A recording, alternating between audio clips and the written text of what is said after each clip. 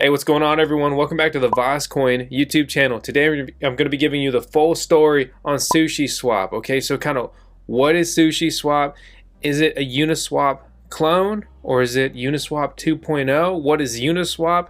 DeFi, decentralized finance, what's going on with this stuff? By the end of this video, you will fully, hopefully if I do a good job at all, you will fully understand what SushiSwap is, how it came to be, who created it, who's running it now, what they've done, prices, and all the factors that have gone into this crazy journey, because let me tell you, it is just a whirlwind of a story. So we're going to wrap that all up for you here in today's video. So before we jump into that story, 10 seconds of tails, the best Shiba Inu in the world.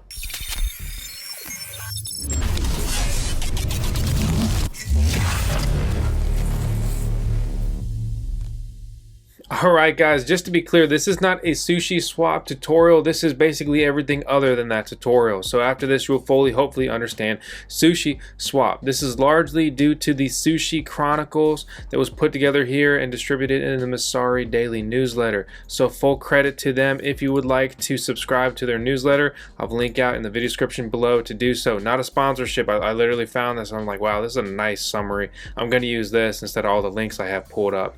And hopefully give you guys a better breakdown here. So it was described as the world's first legal billion-dollar heist. However, it wasn't just a bag of cash that was stolen. It was liquidity. Okay, so that's slightly wrong, but anyway. From Compound to Wi-Fi to Sushi. In exchange for lending and borrowing assets on Compound and bootstrapping Compound's money markets, users received comp tokens. Okay, so all of this ties together. So a little bit of background will help you fully understand this. After Compound came Wi-Fi, Yearn Finance. If all this stuff sounds just too crazy, there's some other great ways to earn interest, on your cryptocurrency that doesn't include, say, like mining it. You could stake it, you could lend it, you could use things like the Crypto.com app available for iOS and Android. They're today's video sponsor, and honestly, I really like the app. Not sponsored, didn't have to say that. I enjoy it. It's why I choose to work with them. I use their app. It's super easy. I put my coins in, however much I want to put in the app, and I get a staking interest on top of that. Oh, and the coolest part, you can get $50 for free just by signing up with our link and completing their sign-up terms. It introduced the idea of a fair launch, right, to liquidity mining, where Compound was VC backed. With early tokens going to the team and early investors, Yearn creator Andre Kone allowed anyone to earn Wi-Fi tokens by locking capital into Yearn. No tokens were allocated to himself or outside investors. After this came the meme coins, Yam Finance, Ham Finance, Spaghetti Money. Okay, we talked a little bit about Yam. It went ballistic and blew up all in the course of less than 2 weeks. That's the pace of DeFi, decentralized finance, and crypto and all that stuff right now. So these meme coins were mainly zero-sum games. Early participants who could acquire the tokens for free via liquidity mining would hype them up and then dump them on suckers on the open market before the bottom fell out. True. When SushiSwap was announced, it sounded like just another useless meme coin. In the 2 weeks following, it would prove to be much more. Much more. Drama, money, everything, all involved. So they forked Uniswap.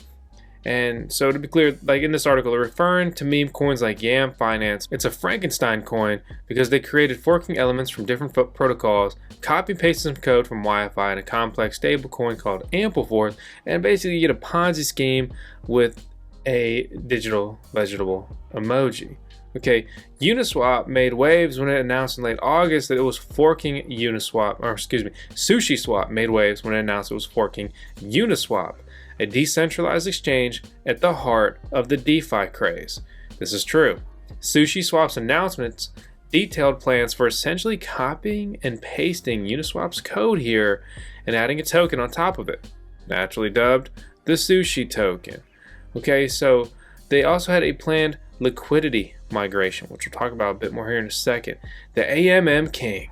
The script becomes difficult to follow without understanding the basics of Uniswap. Uniswap is a specific type of decentralized exchange, a DEX.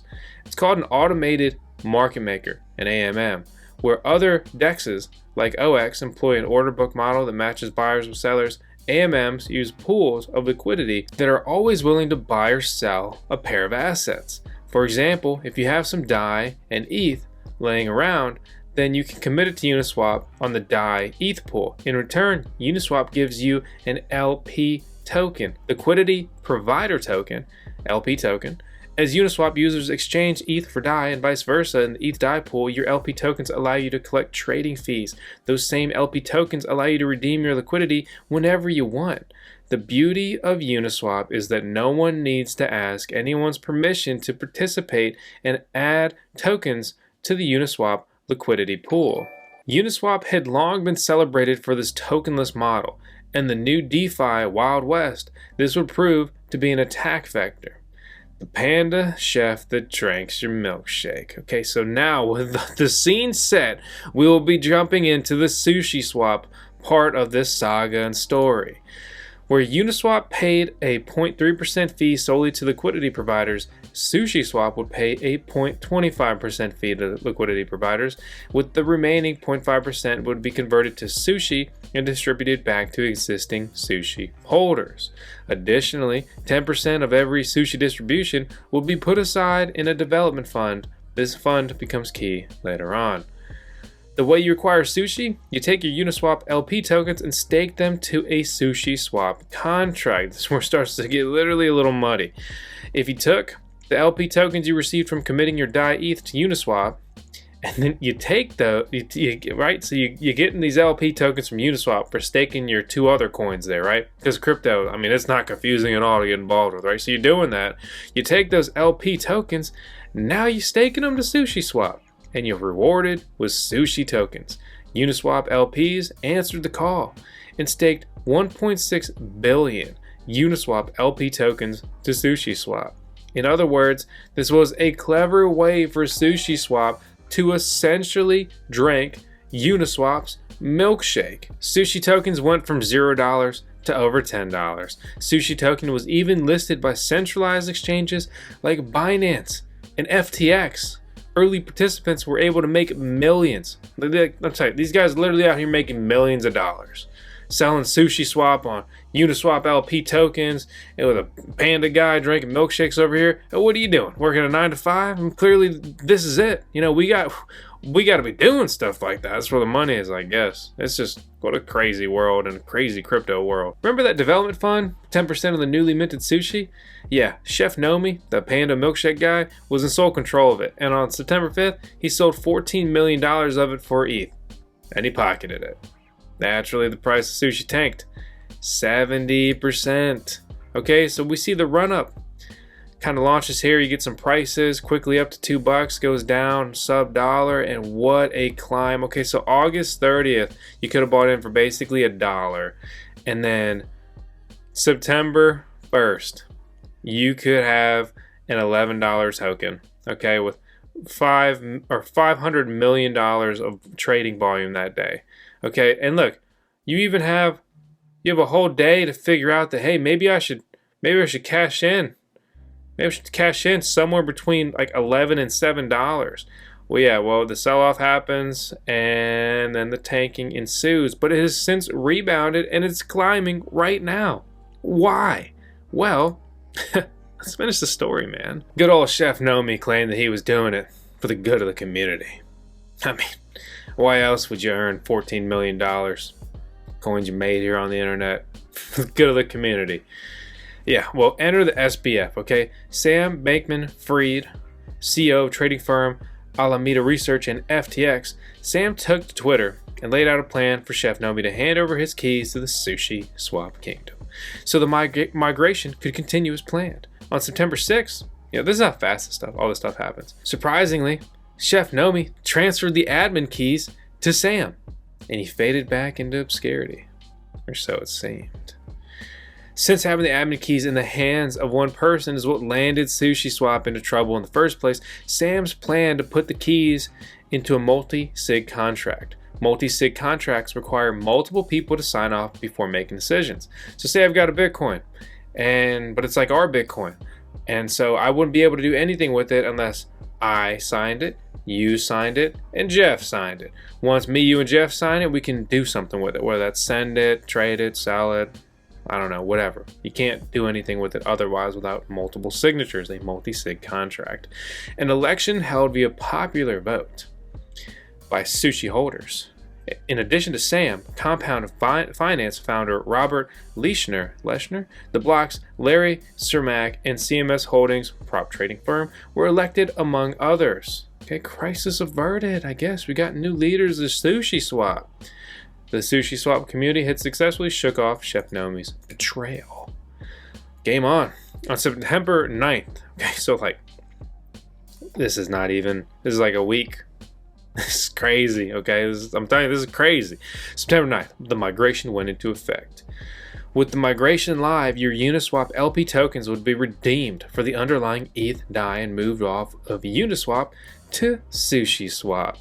The mechanism drained half of Uniswap's liquidity. SushiSwap went from having 810 million Uniswap LP tokens staked to 1.2 billion in total value locked across multiple pools of liquidity. A good portion of Uniswap's milkshake had been consumed. Look at that drop. It dropped nobody. Nobody wants to see a drop like that unless you're at like drop zone, you're on a roller coaster. And even then, I mean, I'd still be stressed out. Obviously, we got the liquidity going up here on the SushiSwap post-migration. The liquidity wars are here. The whole saga didn't spell any real disaster by Uniswap by any means. The amount of liquidity in Uniswap actually grew throughout this entire fiasco. Uniswap is the product of 4 years of work as well as a healthy amount of venture funding in this new frontier. A cartoon panda in a community backed by mercenary capital can commandeer $1 billion worth of hard-earned liquidity with some clever token incentives. Okay, and look at this. What an arrogant thing to say. SushiSwap co-founder Mackie says, hey, took Uniswap 2 years to get where it is today. It only took us 7 days. I mean, bro, you literally forked them. Yeah, they made this. You just put your name on it, okay? I hate when people act so arrogant like this. I mean, anyway, back to the story. P.S. And yet another plot twist. As we were writing this, Chef Nomi returned all of the ETH. Now $14 million has been added to the Sushi treasury in an effort to rejoin the community. Very good quote here. You can't make this stuff up. Here's the screenshot. Whew, I mean, this is crazy. Like, this is like a movie. This is more intense than a movie. There's a lot of boring movies compared to all this stuff. You ever logged into SushiSwap? You can log in without spending any money. You can just go to SushiSwap Classic and you can log in and see this, and you can see how all this is involved. You know, it's correlated with your wallet. You have to use something like MetaMask. That's what this is here. But if we click over to the exchange interface, right? Whoa, looking familiar, right? What does Uniswap's interface look like again? Oh my gosh, they didn't even change a color. Literally, all they did is add their logo on the top. It moves though. Does theirs move? Ooh, nice move feature. Yeah, take that, Uniswap. Took you 2 years. It took us 7 days to make our logo move. Okay? We'll be creating a tutorial soon on how to do this stuff, how to use this stuff. It's something I have not done yet. It's kind of been on my to-do list, but as you can see with these developments, it's absolutely wild. I didn't want to show you too much until I could get kind of a better grasp on it personally, and also I'm not trying to get people hyped up and they FOMO into stuff and they get burned big time, but I also want to give you guys the best tools and information for money-making opportunities. There's a lot of people making money, but keep in mind, there's a lot of people losing money, okay? And so, you know, just always be cautious and careful. I'm going to go ahead and wrap up this video with a couple other pieces of news that I just kind of thought was interesting. Like the United States Internal Revenue Service has offered a bounty of $600,000 to anyone who can break the untraceable privacy coins like Monero's XMR. And they're also looking for additional tracing of transactions on Bitcoin's Lightning Network. I mean, this is real. Like, official.gov announcement. Okay, also the United States Senate rejected the new stimulus proposal on September 10th, which did not include a new round of $1,200 checks. This boosts chances of a new proposal with individual checks getting approved and could serve as a catalyst for Bitcoin. Maybe, maybe not. If there's one thing I know, it's that people who automatically play their YouTube videos on the side of stuff like that are extremely annoying. That's what I know. So, what do you guys think? I mean, SushiSwap's wild. The story's crazy. I mean, almost all of that unfolded in a week, definitely within a 2-week time period. Just think about that, 2 weeks. Like, what goes on in your life in 2 weeks? I mean, if you live in a boring life, it could be not much. If you're in crypto, I mean, you could have gray hair in a month. It's your choice. So, as always, hope you guys enjoyed the video. Hope you enjoyed just a quick roundup. And also, obviously, huge props to Masari. I just, that was their writing. I would just bring it to you in this video format, along with a little bit of my take and a couple other little pieces of news here. So, as always, please subscribe to the VoskCoin YouTube channel. We're chasing 1 million subscribers. We are 14% of the way there. But hey, 14 is closer than 13, and we're hoping to get to 15, and I need you to do that. So please hit the thumbs up and leave me a comment below and let me know your thoughts on SushiSwap and everything in between. I'll see you guys on the next one.